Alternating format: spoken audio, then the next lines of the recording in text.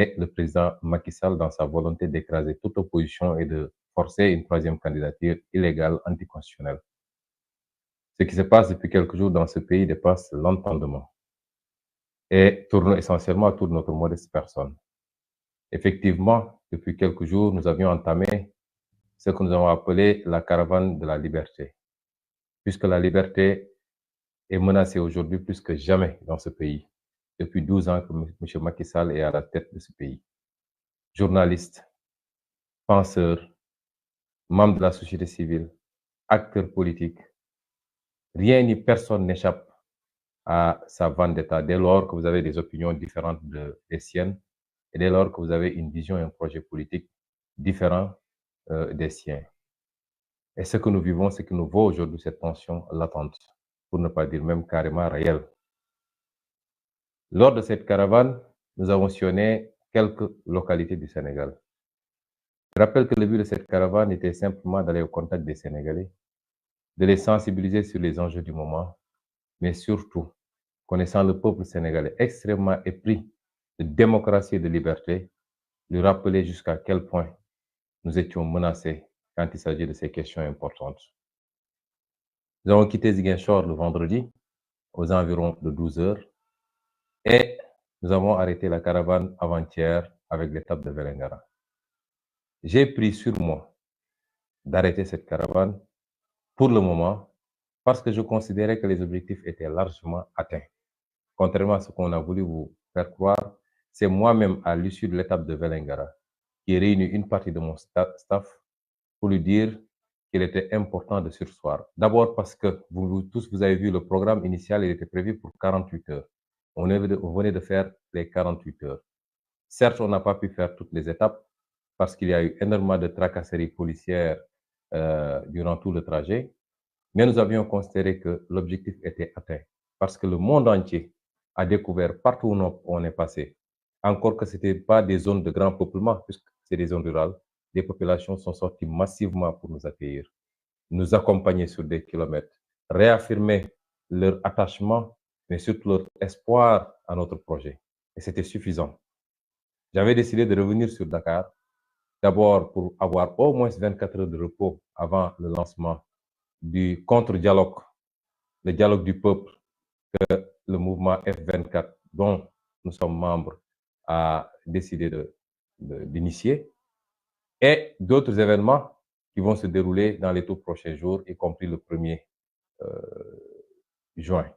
Et donc, j'avais décidé, j'avais discuté avec mes staffs, j'avais appelé certains de mes avocats, dont Maître Bamba Sissé, j'avais appelé certains de mes proches pour leur dire que l'objectif étant largement atteint, j'avais décidé de surseoir et de me replier sur Dakar provisoirement. J'avais décidé aussi de venir parce que j'avais été informé des plans du gouvernement du Sénégal qui a mobilisé tout ce dont il disposait comme unité d'élite, tout ce dont il disposait également comme force de défense et de sécurité sur la route, l'axe qui va de Vélingara à Kaolack particulièrement, où des guet-apens étaient prévus pour s'attaquer à ma sécurité, à mon entourage, les arrêter tous et essayer de leur coller des motifs.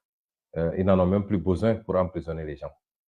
Et c'est pourquoi, après la journée réussie du samedi, qui, malgré tous les stratagèmes qui avaient été développés par les forces de défense et de sécurité pour m'empêcher d'entrer à Vélingara, nous avons pu faire cette entrée triomphale à Vélingara où les populations sont sorties massivement, pour ne pas dire toute la population, pour nous accueillir. J'avais pris la décision de me replier. Et c'est moi qui ai pris cette décision de le faire seul. Parce que pour une fois, il me revenait, il m'incombait de protéger moi-même mes équipes qui étaient visées pour être décimées. J'ai pris sur moi de partir hier très tôt et donc on se pose la question, y compris les gendarmes qui mènent aujourd'hui l'enquête et qui sont en train de questionner mes trois accompagnateurs, par où est-ce que je suis passé pour sortir de Vélingara. Eh bien, il n'y a pas de secret polichinelle. Je suis parti par la route. J'ai délibérément choisi de passer par la Gambie parce que c'était un autre moyen d'acter ma campagne de désobéissance civique face aux injustices que je vis, face au détournement de la loi et de la justice par rapport à cette mesure illégale aujourd'hui de mise sous contrôle judiciaire.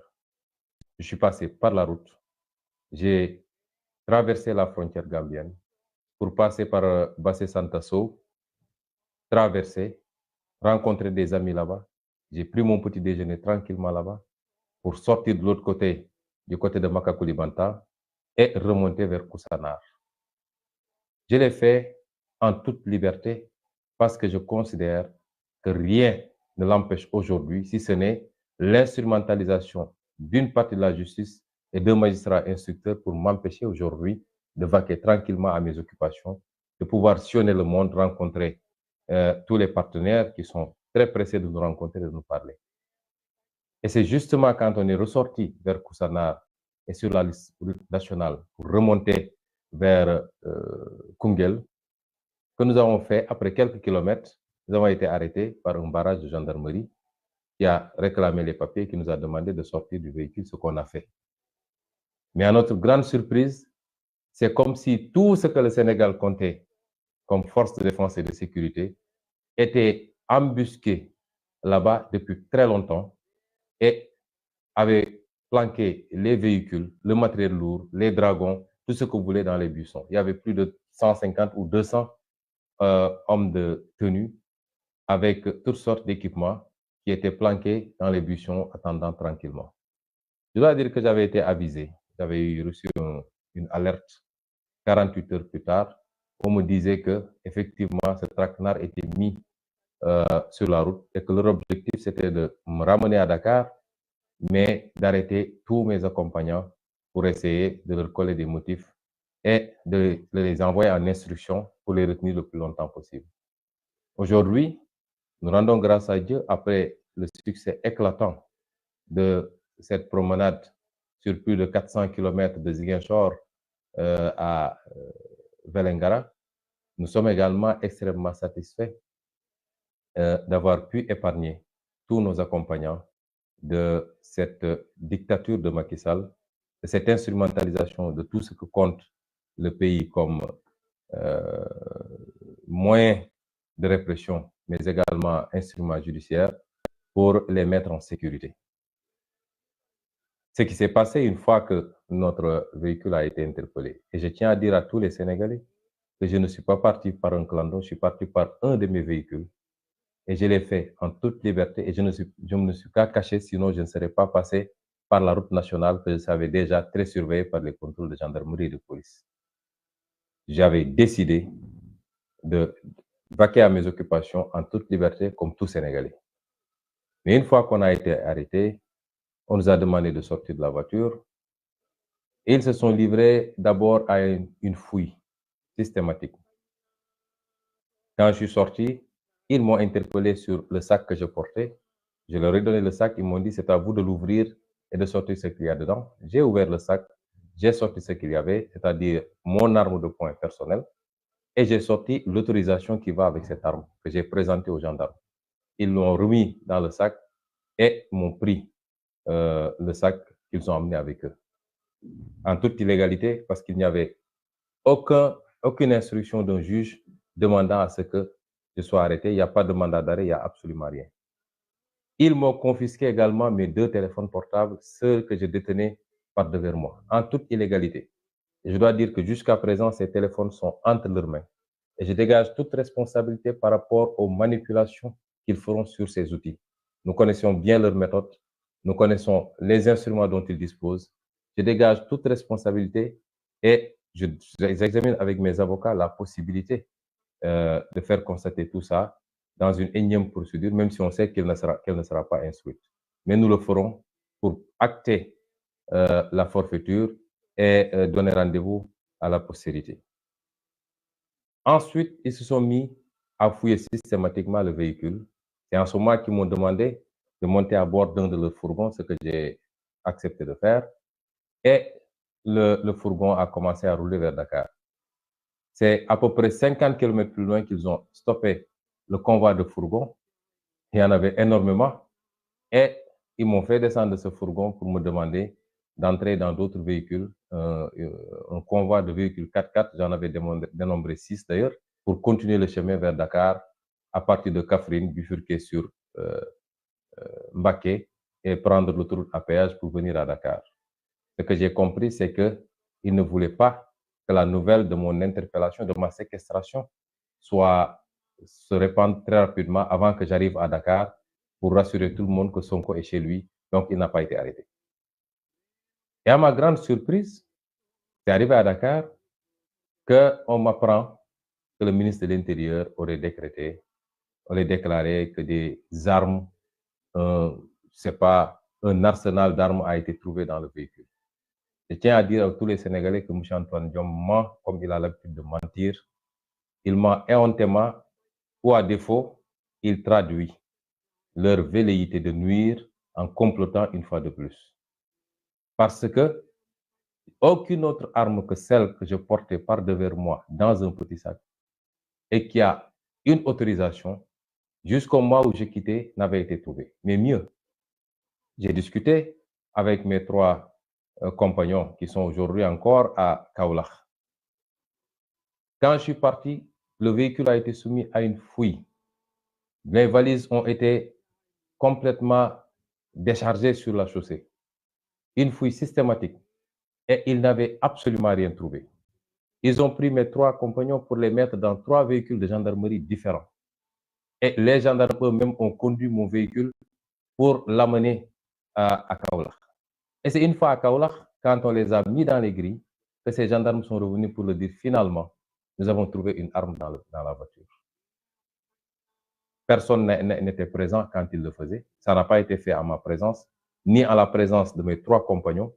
C'est plus tard qu'ils reviennent pour dire qu'ils ont trouvé une arme et des lance-pierres dans la voiture. Armes et lance-pierres qu'on n'a jamais vues auparavant, nous, et qu'ils n'ont pas sorti devant nous. Je tiens l'opinion à témoin. Je prends l'opinion à témoin par rapport à ces manipulations extrêmement vicieuses dont le gouvernement de Macky Sall est habitué. Et je dis qu'on en tirera également toutes les conséquences. Il n'y a absolument rien à reprocher à qui que ce soit. Et ils ont l'habitude de charger des dossiers pour atteindre d'honnêtes citoyens. Aujourd'hui, mon chauffeur, un de mes gardes du corps et notre coordonnateur de Vélingara, qui était avec moi dans la voiture, sont entre leurs mains et c'est à eux qu'on va faire porter le chapeau en montant tous ces dossiers-là et accessoirement faire croire aux Sénégalais que Sonko dispose d'un arsenal avec des lance-roquettes, des je ne sais quoi, ce qui n'existe pas. Chers concitoyens, le moment est grave. Une fois à Dakar, j'ai été séquestré. Je veux attirer l'attention de la communauté nationale et internationale surtout, puisque les Sénégalais connaissent bien Macky Sall et son régime. Leurs propagandes ne sont plus destinées aux Sénégalais, elles vous sont destinées, vous de la communauté internationale. Je voudrais attirer votre attention sur ce qui se passe. Au nom de quoi un citoyen qui n'est sous le coup d'aucune condamnation à une peine d'emprisonnement ou de mise en résidence surveillée peut se retrouver avec toute une armée qui boucle non pas seulement ma maison, mais tout le quartier, importunant mes voisins. Depuis ce matin, tout le quartier est en train de respirer les gaz lacrymogènes tout autour de la maison. Au nom de quoi, dans un pays qui se dit démocratique, on peut séquestrer un citoyen qui n'a de tort que d'être un opposant ferme et farouche au régime de Macky Sall, sans aucun soubassement judiciaire, sans aucune base légale. Au nom de quoi? Et c'est la énième fois que ça arrive, que ça survient. Et au nom de quoi d'autres citoyens qui se lèvent pour aller rendre visite à ce citoyen-là sont attaqués, gazés, blessés ou emprisonnés?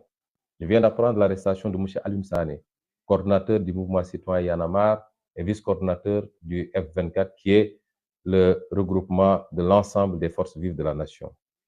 J'ai appris que beaucoup de leaders politiques, parmi lesquels Moustapha Guirassy, Mme Maïmouna Bousso, M. Déthié Fall, M. Abdourahmane Diouf, M. Cheikh Tidiane Dièye, entre autres, ont été gazés et brutalisés. Aujourd'hui, sont retranchés au siège de M. Déthié Fall et ne peuvent plus sortir. J'ai appris que les députés, flanqués de leur écharpe de députés, ont été également gazés et brutalisés. dans la démocratie qui s'appelle Sénégal, celle de Macky Sall. J'ai appris qu'énormément de militants de PASTEF, dont certains responsables de premier plan comme Mme Yacine Fall, ont été brutalisés également et gazés. J'ai appris qu'il y a un journaliste qui a été blessé. Chers concitoyens, il faut arrêter Macky Sall pendant qu'il est temps. Il est temps que tous les Sénégalais prennent leurs responsabilités pour sortir et faire face à Macky Sall. Et j'en appelle à cela, à un sursaut national, à un mouvement de résistance nationale conformément à notre constitution pour faire face à Macky Sall. Parce qu'il n'est plus dans une dictature rampante. La dictature est carrément debout et marche résolument vers ses objectifs, c'est-à-dire s'imposer définitivement comme seul leader qui peut assumer les fonctions de président de la République. Ses velléités de faire une troisième candidature, c'est devenu un secret polichinelle. Et je l'avais dit la dernière fois, atteindre son but avec Ousmane Sonko, c'est l'atteindre également plus facilement avec tout le monde. Dans ses projections, il faut écarter l'homme Ousmane Sonko et après ça deviendra beaucoup plus facile pour imposer mes désirats à tout le monde. Et c'est pourquoi les gens doivent comprendre que ce n'est pas une affaire d'Ousmane Sonko. Ma personne importe peu. Qu'importe celui qui deviendra président de la République ou pas. Mais ce qui se joue va au-delà de la personne d'Ousmane Sonko. Et je pense que beaucoup de leaders aujourd'hui l'ont compris, d'où leur réaction immédiate par rapport à cette forfaiture. Je voudrais également lancer un appel à tous les Sénégalais. Les jours à venir, les heures à venir, que tout le monde se lève comme un seul homme. Parce que force doit rester au peuple. Ils ont l'habitude de dire force restera à la loi. Laquelle loi est aujourd'hui la loi de Macky Sall et de sa coalition? Les forces de défense et de sécurité, c'est les forces de défense et de sécurité de Macky Sall. La justice, c'est la justice de Macky Sall. Comment voulez-vous, dans ces conditions-là, que nous puissions aspirer à la liberté et à la démocratie, qui suppose la contradiction et le choc des idées? Et c'est pourquoi je lance un appel à tous les Sénégalais. Jamais notre démocratie n'a été autant menacée. Levons-nous comme un seul homme et faisons face à Macky Sall. Ce que les jeunes ont commencé à faire sur le terrain. Et je les encourage vivement à résister. Surpassons nos peurs et descendons tous, comme j'essaie de le faire tous les jours, parce que j'ai l'habitude de dire, je veux toujours être le premier à donner l'exemple pour que tout le monde puisse comprendre les enjeux. Nonobstant vos inquiétudes à chaque fois que je sors, nonobstant vos nombreux messages, je voudrais dire aujourd'hui aux Sénégalais que plus que jamais, il nous faut prendre notre destin en main. J'appelle tous les Sénégalais à sortir massivement. Parce que tant que c'est quelques manifestants, Macky pense pouvoir avoir le dessus. Mais personne ne peut faire face à un peuple. Et si le peuple sort pour dire basta, je vous assure que Macky Sall reculera ou quittera le pouvoir avant la fin de son mandat. Et j'en appelle à un sursaut de cette population-là. Qu'on comprenne que ce qui se joue, c'est l'avenir de nos enfants, et il est entre nos mains. Et je voudrais terminer par cette communauté internationale. Le président Macky Sall essaie d'amadouer. Il vous a pendant longtemps fait croire qu'il était un président exceptionnel. Des cabinets ont été payés à coups de millions et de millions d'euros ou de dollars pour faire sa propagande au niveau de la communauté internationale. Mais le meilleur baromètre pour connaître le travail ou pour apprécier le travail d'un président de la République, c'est son peuple, son propre peuple. Et quand vous voyez comment ce peuple-là court derrière l'opposition, derrière nos caravanes, comment ce peuple-là rejette Macky Sall et son gouvernement, parce qu'il n'y a pas de travail dans ce pays. Le chômage a atteint des niveaux extraordinaires. Jamais la justice n'a été autant instrumentalisée pour liquider des adversaires politiques, des journalistes, des membres de la société civile. Tout le monde se sent en danger dans ce pays-là. Le résultat économique est catastrophique en dehors de quelques infrastructures construites à coût de milliards de dettes. La pauvreté atteint des niveaux endémiques. Et chaque année, le Sénégal fait partie des pays qui sont touchés par l'insécurité alimentaire. Et c'est pourquoi ce peuple est le meilleur baromètre. Pas les reportages payés à coups de millions d'euros. Et demander à ce peuple aujourd'hui qu'est-ce qu'il pense de Macky Sall. Pourquoi on restreindre la liberté d'Ousmane Sonko? Parce que si je sors tout de suite dans la rue, il y aura attroupement. Pourquoi ce peuple-là tourne le dos à Macky Sall? C'est parce qu'il a lamentablement échoué. et il ne lui reste que l'arme de la violence, de la justice instrumentalisée, de la violence des FDS pour essayer de terroriser ce peuple. Ne le suivez pas dans cela, parce que c'est vous-même qui nous vendez toujours le discours sur la démocratie et les libertés. Et vous ne pouvez pas accepter que dans un pays qui a connu la liberté et la démocratie bien avant son indépendance, que le règne de Macky Sall sonne le glas de cette liberté et de cette démocratie. Sénégalais, levons-nous et battons-nous pour notre liberté, pour notre avenir. Je vous remercie. réew mi bañ na dootuñu nangu kenn noot ñu réew mi bañ na déet réew mi